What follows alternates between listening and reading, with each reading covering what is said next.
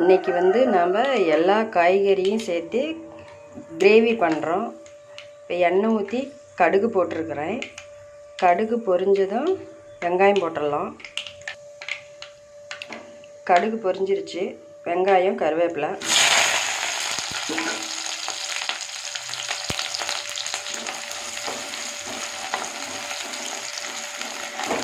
வெங்காயம் கொஞ்சம் நேரம் வணங்கட்டும். வெங்காயம் வணங்கிருச்சு. அடுத்தது வந்து தக்காளி போட்டுக்கலாம்.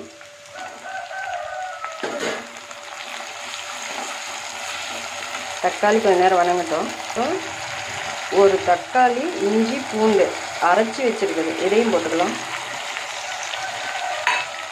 எல்லாம் சேர்ந்து கொஞ்சம் நேரம் வணங்கட்டும்.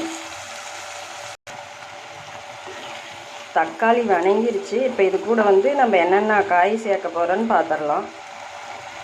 இப்போ நம்ம என்னென்ன காய் சேர்க்க போகிறோன்னா காலிஃப்ளவர், கொடமிளகா, கேரட், உருளைக்கிழங்கு, பீன்ஸு, மீல் மேக்கர் சின்னது சுடுதண்ணியில் போட்டு கழுவி எடுத்து வச்சுருக்கு.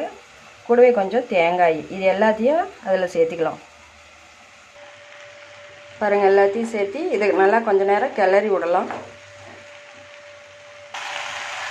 பாருங்கள், நல்லா கிளறி விட்டு இப்போ கொஞ்சம் இந்த காயெல்லாம் வேகிறதுக்கு தண்ணி ஊற்றிக்கலாம். தண்ணி ஊற்றிட்டு உப்பு தேவையான அளவு உப்பு போட்டுக்கலாம். கல் உப்பு.